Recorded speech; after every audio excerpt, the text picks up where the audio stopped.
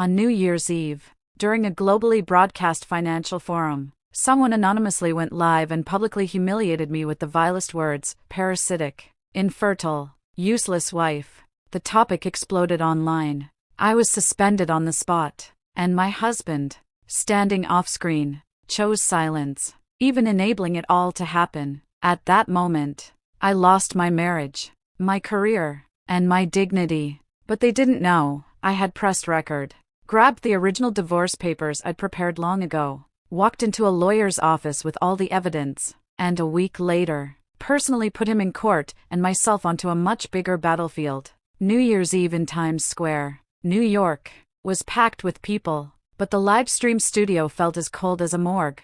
I was the backstage coordinator for this global financial forum, and the countdown came through my earpiece from the director. 5, 4, the host smiled brightly. Next, we're connecting with a mysterious tech executive who will reveal a shocking marriage secret for the first time. The connection went through. A voice, altered but with an unbearably affected tone that made me sick, spoke. I want to talk about my former boss, Ms. Emily Carter. I stiffened. She was once a trophy wife in investment banking, climbing up by marrying Blake Group CEO Ryan Blake. The voice paused, savoring the silence. After marriage, she pretended to work hard but never contributed anything meaningful to the company. Even more ironic, she's infertile yet occupies all the privileges that come with being the wife. The side chat exploded. Parasitic vine. No wonder Ryan Blake's been off lately. Drained by a vampire? Hashtag CEO's useless wife. Hashtag trending. Through my earpiece, my direct superior panicked and cut in. Emily, don't say anything yet.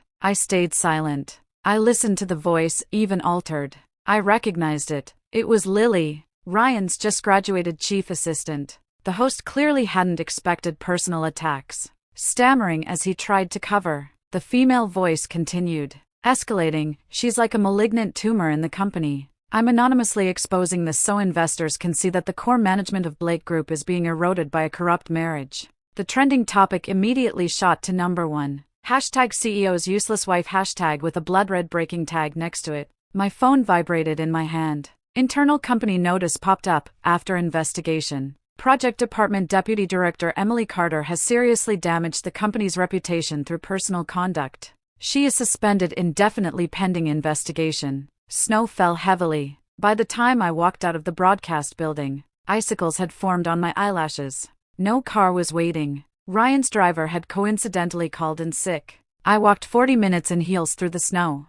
Opening the door to the mansion, warmth mixed with the smell of alcohol hit me. Ryan was on the sofa, tie loosened, wine glass in hand. His eyes skimmed over my snow-soaked hair and shoulders.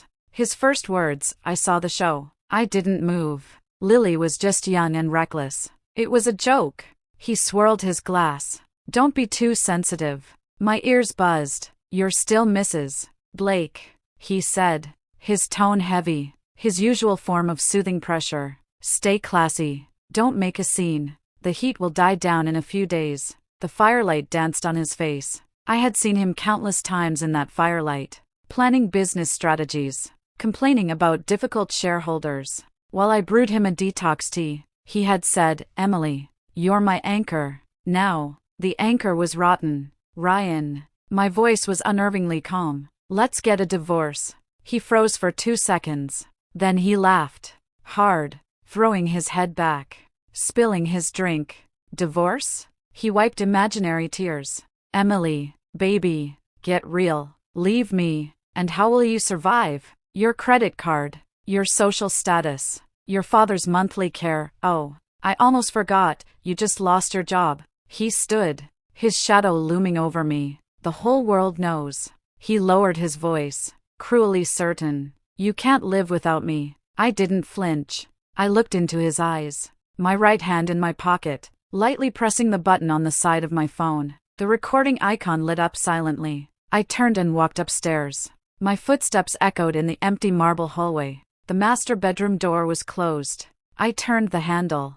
Then I froze. The room was covered in red roses. On the bed, the carpet, the vanity, the deep red petals nearly buried everything. In the center was a gift box tied with a velvet bow. A false confession. I walked over and opened the box. No jewelry. No apology note. Just a few used condoms tossed inside. On top, a card printed with one line, "You've taken up space for too long." My phone screen lit up. A stranger sent a video link. I clicked it. The camera shook. Clearly at a private party. Lily was wearing my silk robe, my birthday gift from Ryan last year. He said the color suited me, sitting on Ryan's lap. A crowd around them cheered. Truth or dare? Lily, call your boss's wife on speaker. Ask if she's infertile because Ryan never wants her? Laughter erupted. Ryan, eyes bloodshot from drinking, had his arm around Lily's waist, smiling lazily at the camera. Go ahead. She won't get mad. He leaned close to Lily. Voice captured clearly, she's used to it. Lily dialed.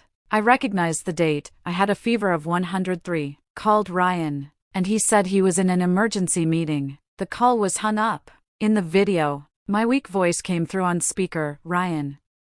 I feel awful. Lily cut me off with a syrupy voice. Emily. Ryan is busy playing with me. He said if you're sick, take your meds and stop bothering him. The video ended. It froze on Lily's victorious smile. Another message popped up immediately. This time from Lily's own number. Emily. The system regularly purges redundant data. You have been eliminated. I stared at the screen. That night, burning with fever, I curled up in the guest bedroom, shivering, and he stayed up with another woman, playing a game designed to humiliate me. I dug my nails into my palm. I replied, "Fine. I'm out." Then I deleted the conversation and blocked the number. I walked to the window and dialed another phone. The ringtone rang once before being picked up. Daniel, I said, my voice steady, without a hint of tremor. Is the core producer position for that North American survival reality show you mentioned still open? The man on the other end was concise. It's been held for you for 2 months. The contract can be signed at any time. But Emily, make no mistake, this will be a battle. That's exactly the kind of battle I want. I watched the snow swirl outside. Terms are as you previously outlined. But I want one additional thing, absolute creative control over the final cut. Daniel chuckled. Deal. Welcome to the game, partner. The call ended. The sickly sweet scent of roses made me gag. I picked up the gift box and tossed it, along with its filthy contents, into the trash chute at the end of the hallway. I wasn't running away. I was officially entering the game. Late at night, a loud crash came from the foyer. Ryan stumbled in, drunk, his suit rumpled. He saw me sitting in the shadowed living room and muttered something incoherent before staggering toward the stairs. I'll help you, I said, stepping forward and sliding his arm over my shoulder. His weight pressed down as he mumbled Lily's name. I dragged him to the study he had never allowed me to enter alone. I set him in the wide leather chair. His head tilted, and he nearly passed out immediately. I crouched, lifted his right thumb, and pressed it against the hidden fingerprint scanner under the desk. The green light lit up. First lock, open. I leveled his face toward the hidden scanner behind the wall painting. The iris recognition passed. Second lock, open. The wall-embedded safe slid out slowly. Third lock, a keypad. He had once boasted drunkenly, the code? Of course it's Lily's birthday. 0721. I give her a surprise every year. I entered 0-7-2-1. Red lights flashed harshly. Wrong. I paused. Then entered our wedding anniversary. Still wrong. I tried the date Lily joined the company. The love anniversary Ryan fancied. Even his mother's birthday. All wrong. The safe emitted a low warning hum. 3 more failed attempts would lock it and trigger an alarm. My hand hovered over the keypad. Then slowly, I entered my own birthday. Beep, a soft click. The green light glowed gently. The safe door opened. I froze. No cash. No confidential documents. The top shelf held a neat stack of papers. On top was a divorce agreement already drafted and signed by Ryan Blake, dated 6 months ago. Beneath it were memos on equity transfers, drafts of property division. Every line minimized what I would receive. He even signed a statement for me to waive any objection. At the very bottom was a yellowed copy of my pre-marriage apartment sale contract, the proof that I had poured all the money into Blake's struggling startup. He had once held me close, saying, "This money is our lifeline. Emily, I'll take care of you forever." Turns out, he had already drafted a forever ending. He was sure I wouldn't leave. He was sure I would endure. He was sure I couldn't escape the empty shell of Mrs. Blake. Cold surged from my feet to my head, then strangely transformed into a scorching clarity. I took out the divorce agreement and, from the pen cup, pulled his favorite Mont Blanc. At the signature line for the wife, I wrote smoothly, Emily Carter. I no longer used his last name. From tonight, I reclaimed myself. I returned the agreement to the safe and closed it. Everything was back to normal. Then I went upstairs, taking only a small suitcase I had prepared long ago. Inside, passport, IDs, a few simple clothes, and an old laptop. When I stepped outside, the snow had stopped. Moonlight reflected off the snow, casting a stark, white brightness. I didn't look back. The divorce lawyer's office was in the tallest glass building downtown. I wore sunglasses and entered the elevator. My file bag contained copies of all evidence, the safe documents, recordings, video screenshots, bank transfers from years ago. The elevator doors opened on the 28th floor. I walked straight into someone, Lily. She was clearly dressed up, holding a folder with the law firm's logo. She froze when she saw me, then immediately showed a smug, unrestrained smile. Well, what a coincidence. She blocked my path, shaking the folder. Here to submit materials? Don't bother. Ryan said you won't get a penny more. I walked around her. She stepped in again. You know what? Her voice dropped, full of vicious pride. Ryan promised me 10% equity in the company. He said it's what I deserve. Unlike some people who only drain resources. I stopped and looked at her. Finished? She was enraged by my calm.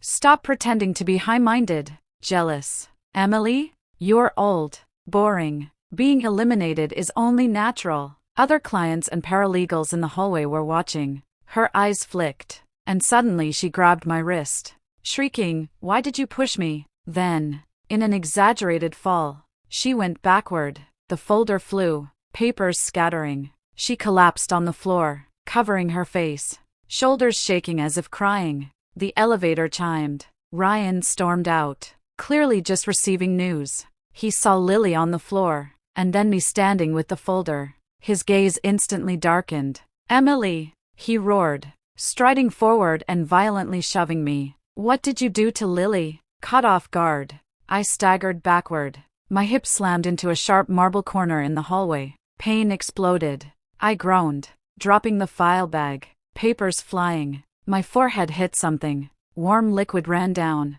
The edges of my vision blurred. I raised a hand and wiped. It was bright red. Ryan didn't even glance at my bloodied forehead. He bent down to help Lily, his voice dripping with sugary tenderness. "Are you okay? Did you get hurt?" Lily leaned against him, lifted her tear-filled eyes, and cast me a fleeting, icy smile. The whispers around us pricked like needles. Wife hits the mistress. Looks like she got hurt pretty bad.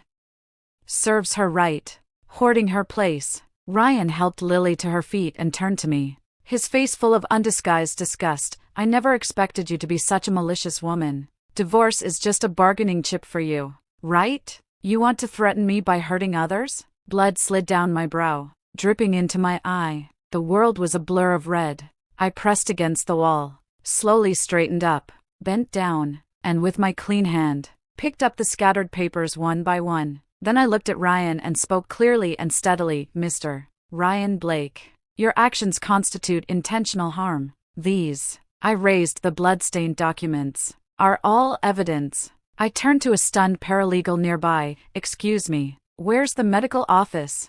Ryan's expression shifted. "Emily, don't make this a big deal. I'll take you to the hospital." "No need." I wiped the blood from my chin. "I don't trust your hospital." I walked to the medical office myself. After a simple bandaging, a strip of gauze covered my temple. I didn't go home. I went straight to another law firm known for handling high-net-worth clients, submitted all the evidence, and added a record of the hallway injury incident that had just occurred. The female lawyer who received me was calm and professional. "Ms. Carter, the evidence of intentional injury is solid. Combined with the unilateral disadvantageous agreement you provided earlier, long-term psychological pressure, and your critical contributions to the early company funds, we can argue for a redivision of marital assets and file for a restraining order." I nodded. "As soon as possible." An hour later, my phone rang. It was Ryan. The moment I answered, his voice barely contained anger.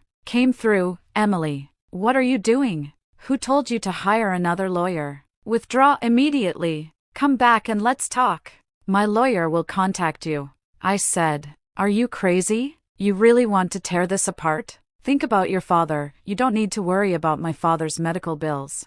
I interrupted him. Also, have your lawyer prepare. We'll see you in court. He was furious. Fine. You've got guts. Don't regret this. He hung up. Almost immediately, my new lawyer called. Her tone was calm but slightly exasperated. Ms. Carter, Mr. Blake's private lawyer just called, adamantly refusing any negotiation. They claim you are mentally unstable and demand a psychological evaluation, or they will countersue for defamation and malicious litigation. I looked out at the darkening sky. Then we follow the legal process.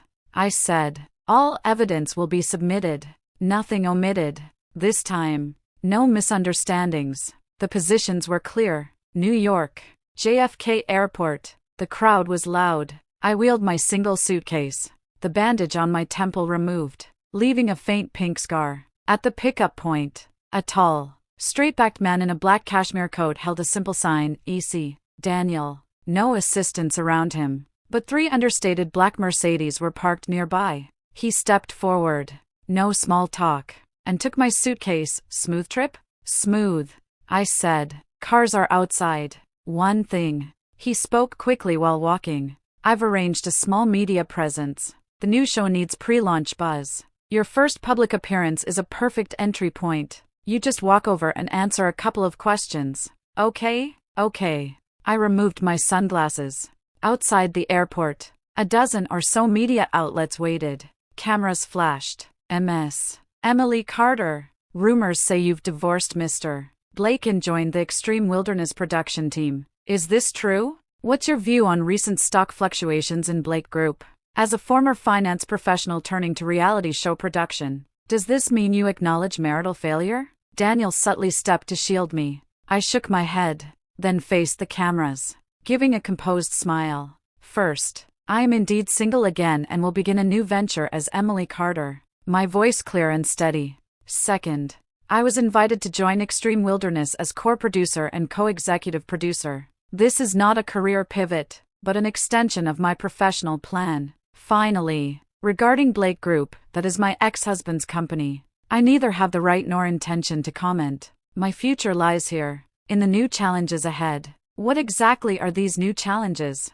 A reporter pressed. Daniel smoothly took over. Extreme Wilderness, North America will be the world's first reality show combining extreme survival with business strategy simulations. Ms. Emily Carter will lead the team into uninhabited regions to complete real business tasks under extreme conditions. The show has top-tier capital backing and begins filming next month. He slightly turned to signal me. More details will be revealed at the press conference. We walked toward the convoy. The media continued snapping photos. As I opened the car door, I glanced back. My gaze was calm, unshaken. The door closed, cutting off all the noise. Daniel sat beside me, handing over a tablet. Live engagement data. Your statement just now has hit the headlines in North American finance and entertainment outlets. Keywords, #Emily Carter returns, #Extreme Wilderness. He paused, looking at me. How does it feel? I watched New York streets fly by. Good, I said. Better than I imagined. At the same time, on the other side of the Pacific, Ryan woke up from a hangover headache. The bedroom was empty and cold. Habitually, he called out, Emily, get me some honey water. No response. He frowned, sat up. His stomach churned from last night's overindulgence. Recalling Lily had brought him home. A burnt smell drifted up from downstairs. He went down. Lily, apron on, was flustered, shoveling a pile of blackened, unidentifiable objects onto a plate. The kitchen was a mess. The expensive pans scorched. Ryan, you're awake. Lily approached with the plate, smiling brightly. I made a special heart-shaped breakfast for you. The food on the plate was sticky, blackened, and smelled bizarre. Ryan's temple throbbed violently. He remembered the past. No matter how late he drank, he would always wake up to a small pot of warm hangover rice soup, light and easy on the stomach. The fried eggs were always perfectly soft-centered, the bacon crisped just right. neither greasy nor burnt. The house was always tidy. His clothes neatly pressed and hung in the closet. His stomach twisted. "I'm not hungry," he snapped, pushing the plate away. "Make me a cup of coffee, black." Lily pouted, "But I worked hard to make it." "Fine. Fine. I'll go make it." She turned to the coffee machine, muttering, "It's just a meal. Wasn't it the nanny who used to do this anyway?" The coffee came out scalding hot, its burnt bitterness assaulting the nose. Ryan took a sip and immediately spat it back into the cup. "What is this?" His anger surged. "Can't even make a simple cup of coffee?" Lily's eyes instantly welled up. "Ryan, how can you be so mean? I've never done these things before." "Then learn," he shot back. "At least Emily made me comfortable." The words hung in the air. Both froze. Lily's face went pale, then flushed red.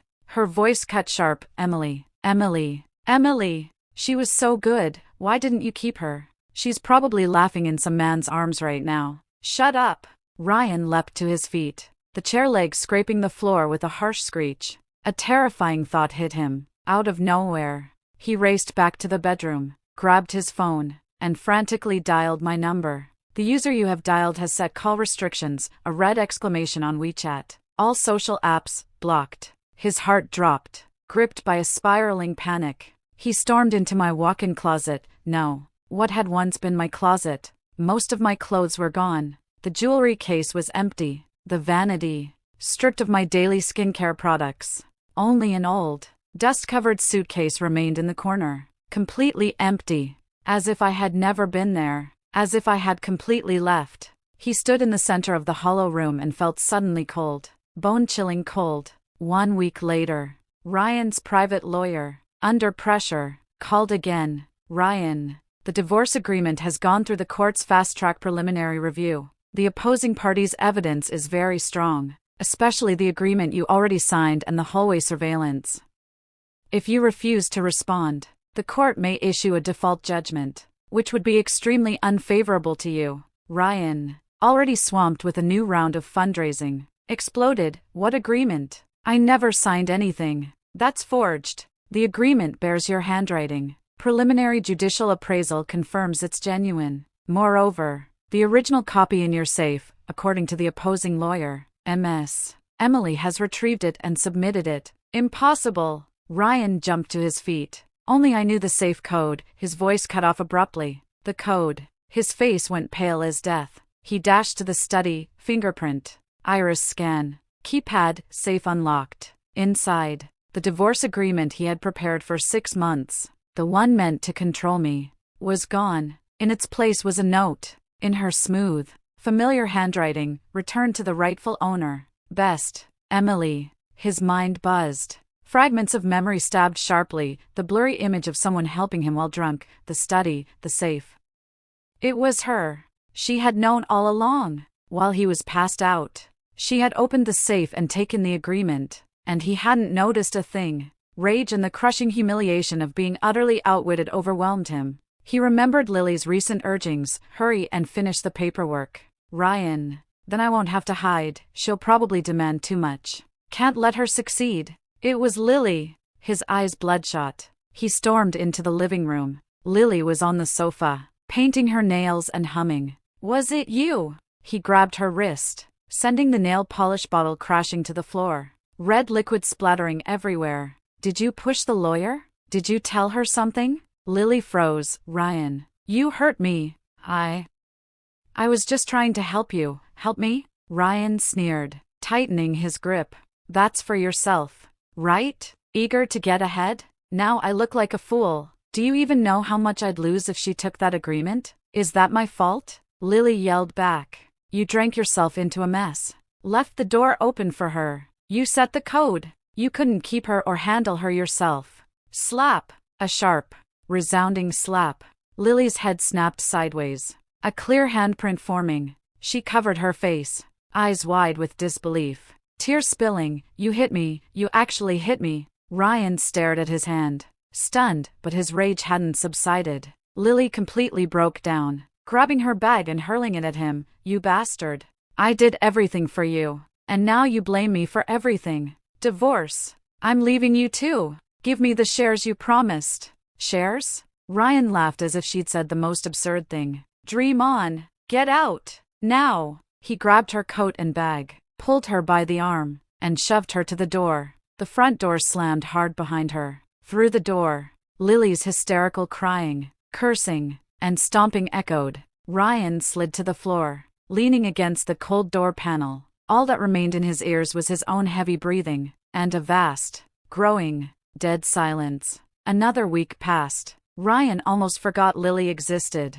The company, the divorce case, and the mess I left kept him constantly on edge. Until that afternoon, Lily reappeared in his office. No makeup, pale, eyes red and swollen, but with a calm, desperate determination. She placed a paper on his desk. Ryan glanced at it. It was a positive pregnancy test, dated roughly 2 months prior. He didn't even raise an eyebrow. Ryan. Lily's voice was hoarse, trembling with emotion. I'm pregnant. It's yours. She placed her hand on her stomach. Watching his reaction, I know I was wrong before. I was reckless. But the child is innocent. Let's marry. Give the child a complete home. We can even use this to make Emily walk away empty-handed. Finally, Ryan looked up at her. There was no surprise in his eyes. No excitement. Only a cold, almost cruel detachment. He leaned back in his chair slowly, a strange, almost crooked smile curling at the corners of his mouth.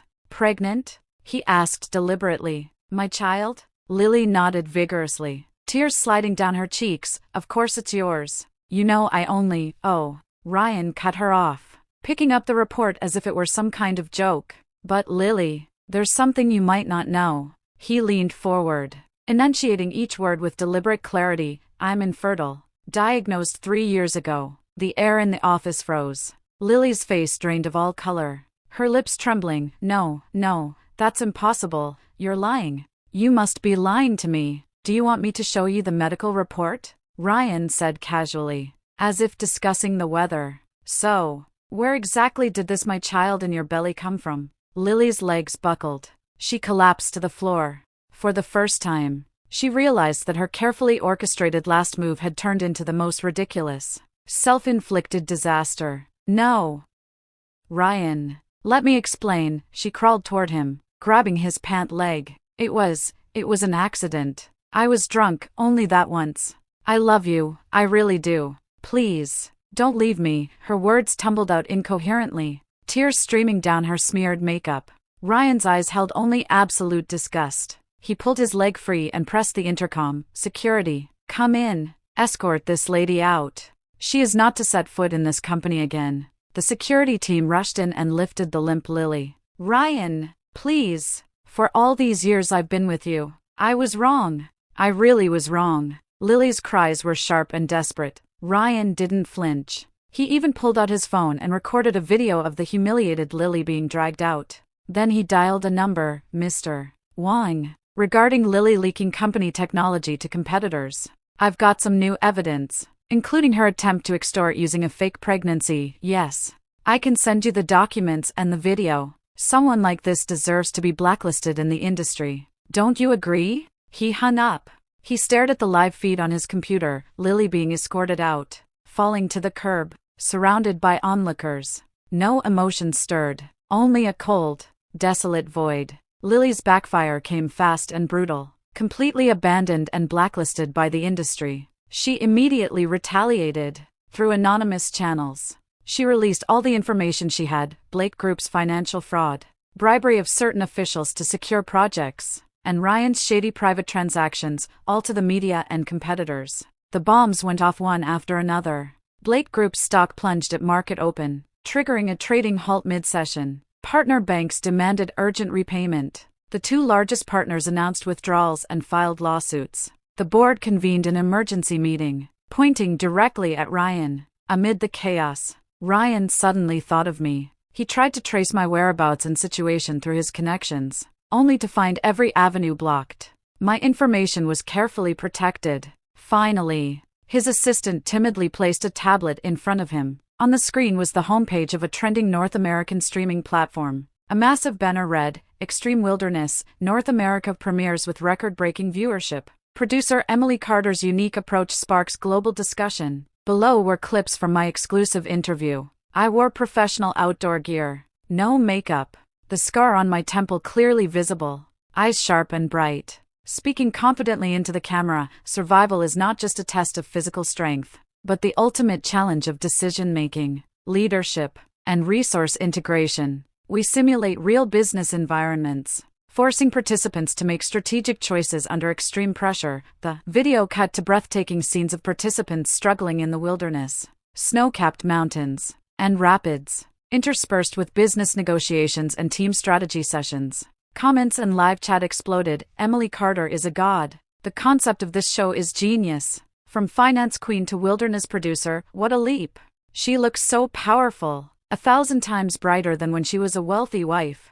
Heard her ex-husband's company is tanking? What goes around comes around. Ryan stared, riveted, at the familiar yet utterly transformed woman on the screen. She commanded the scene, confident and composed, standing at the center of a world he had no control over, radiating a light he had never seen, and he was sinking deeper into a swamp of filth, facing imminent ruin. Bang! He smashed the tablet against the wall, shards scattering everywhere. Book a flight, he shouted at his assistant. To New York.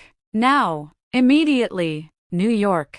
Manhattan. The Extreme Wilderness Production Center. I was in the conference room, reviewing premiere data with Daniel and the core team, when commotion erupted outside. Sir, you can't come in. No appointment. Get out of the way. I'm looking for Emily Carter. It was Ryan. Hoarse. Furious. Completely out of control. The conference room door was slammed open. Ryan stormed in. His suit was wrinkled, eyes sunken, beard unkempt, no trace of the former elite. He saw me, eyes bloodshot, and lunged forward. Emily! He reached for my arm. A figure stepped in instantly. Daniel, taller than Ryan by a few inches, calm and unwavering, forming an impenetrable barrier. Mr. Blake, this is a private workspace. Please leave, Daniel said coldly. Who the hell are you? Move! I want to talk to my wife. Ryan tried to push past, but Daniel did not budge.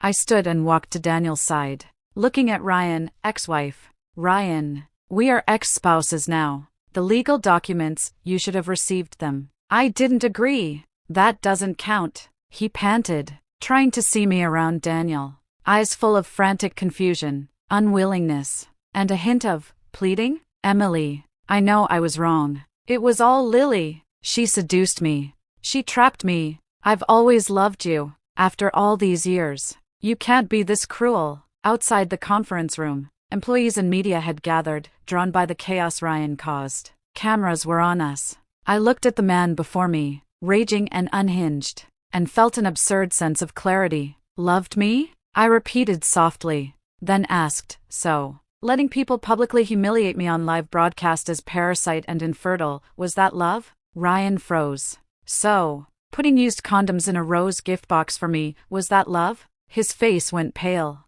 So, preparing a divorce agreement in the safe to strip me of everything, was that love? His lips trembled. So, pushing me in public, making my head bleed, calling me malicious, was that love? Each question landed like a slap across his face. The media photographers around us clicked relentlessly. Ryan opened his mouth, but no sound came out. The world he had meticulously built, the lies he'd spun, shattered completely under my calm interrogation. Ryan, I said one final time, my voice clear enough for everyone to hear. Your love is far too expensive, I can't afford it. I turned to the security guards. Please escort this gentleman out. If he continues to harass anyone, call the police. The guards stepped forward. Ryan was grabbed by the arms and pulled toward the door. He struggled, shouting back at me, Emily, you'll regret this. You're nothing without me. Just wait. His voice faded at the elevator. Daniel closed the door, shutting out the noise of the crowd. He looked at me. Are you okay? I'm fine. I sat back down and picked up the data report. Let's continue. My heart beat steadily. No pain, no hatred, only a clear, peaceful relief. The balance of power had quietly reversed. Ryan was trapped with no way out. He thought of my parents. He remembered how much I had cared for them, how he had once helped secure the best doctors and rehabilitation care when my father was critically ill. He assumed this would be his last leverage. He bought expensive gifts and went to the suburban house where my parents lived.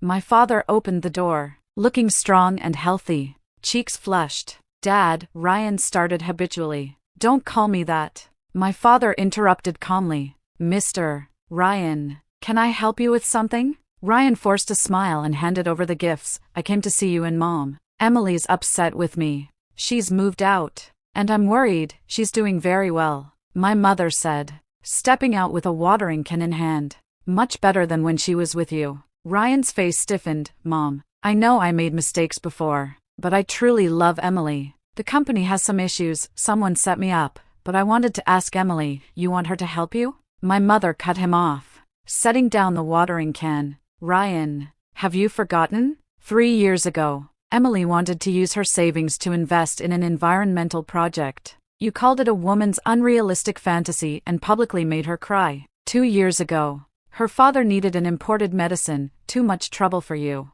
so she had to beg elsewhere. A year ago, she stayed up nights helping you with IPO documents and fell ill, and you spent less than 10 minutes in the hospital before rushing off to an event." She paused, still calm, each word precise, when she was needed. "She was unrealistic, troublesome, immature. Now that you need her, she's suddenly true-hearted?" Ryan was speechless. "Take your gifts back," my father said, pushing them into Ryan's hands. "Our daughter is doing well on her own. She handles her own life. We are old and can't help you. Please leave." The door closed gently in his face, completely cut off.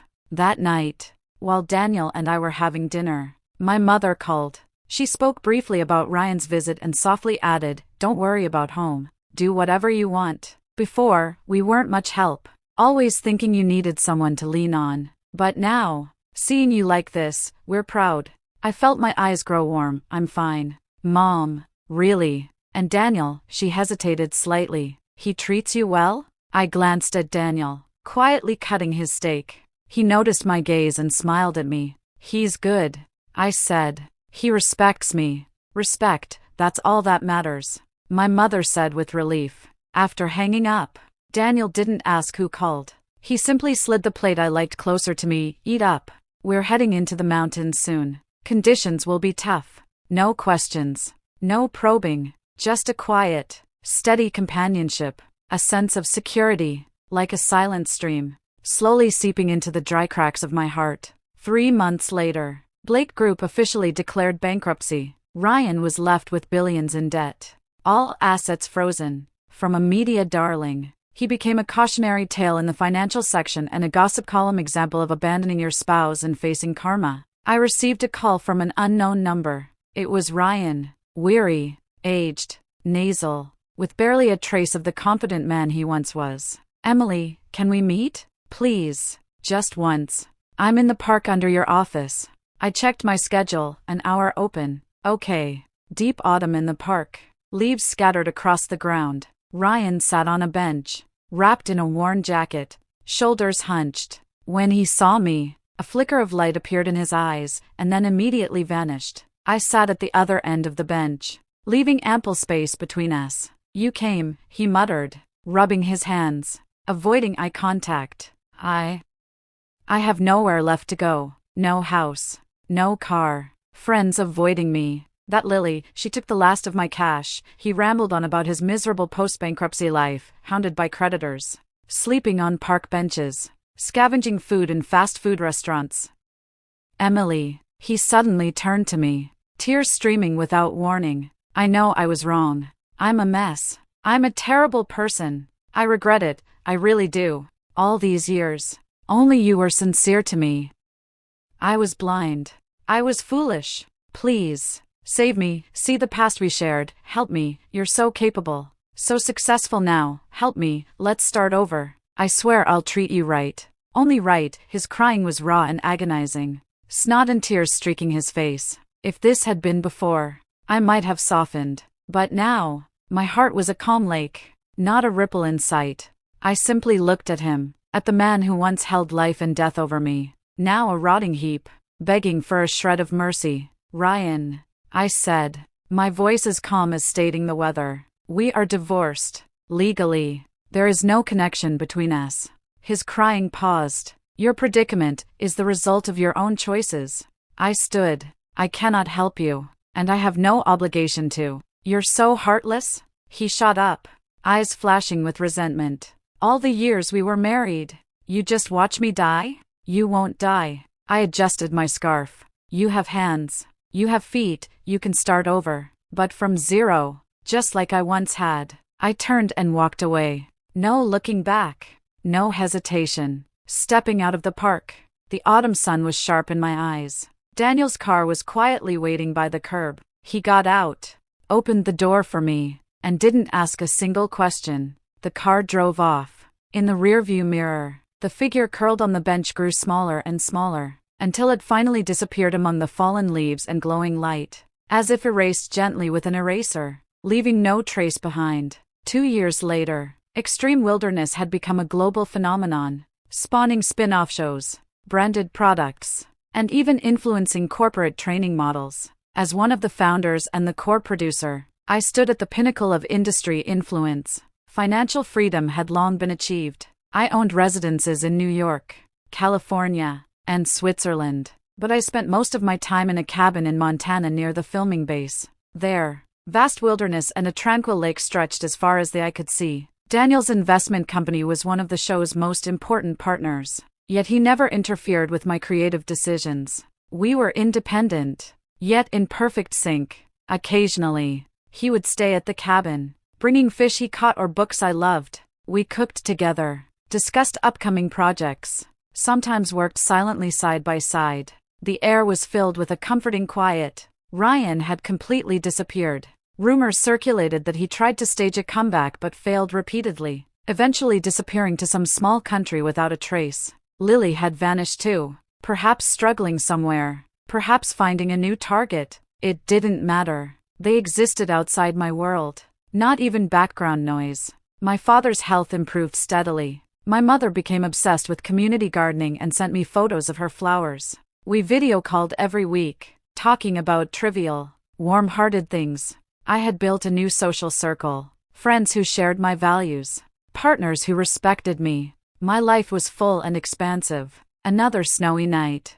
The fireplace crackled in the cabin. Daniel and I had just finished an international video conference, finalizing the next quarter's shooting schedule. He stood, poured 2 glasses of hot mulled wine, and handed me one without letting go of my hand. I looked up at him. He knelt on one knee. No grand speeches. No elaborate setting, only the flickering firelight dancing in his deep eyes. From his pocket, he pulled a velvet box and opened it. Inside lay a simple, elegantly designed diamond ring, alongside a matching men's band. Emily, his voice low and steady.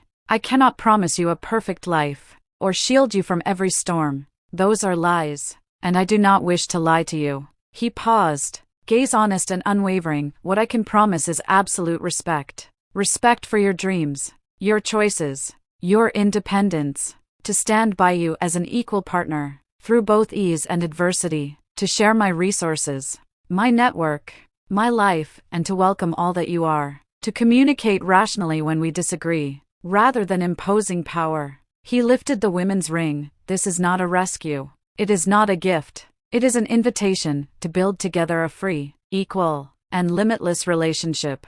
Will you join me? I looked at him, at the man who had extended his hand in my darkest moments without ever trying to control me, at the man who had always stood by my side, giving me space to grow. I felt no overwhelming passion, only a deep, warm certainty. I will. He smiled, sliding the ring onto my finger. It fit perfectly. I took the men's band and placed it on his hand.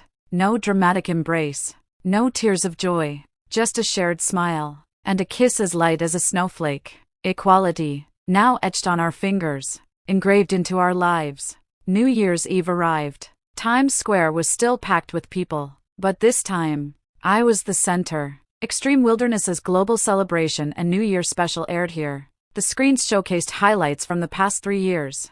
I stood at the center as the executive producer. Spotlights blazed. Tens of thousands of spectators filled the square. Hundreds of millions watched online. The host handed me the microphone. Emily, at this moment, what would you like to say to the world? I looked at the crowd, looked into the cameras. I thought of that snowy night 2 years ago, leaving the mansion with nothing. I thought of the man crying on the park bench a year ago. I thought of the vicious accusations online. The hashtag #ParasiteX tag.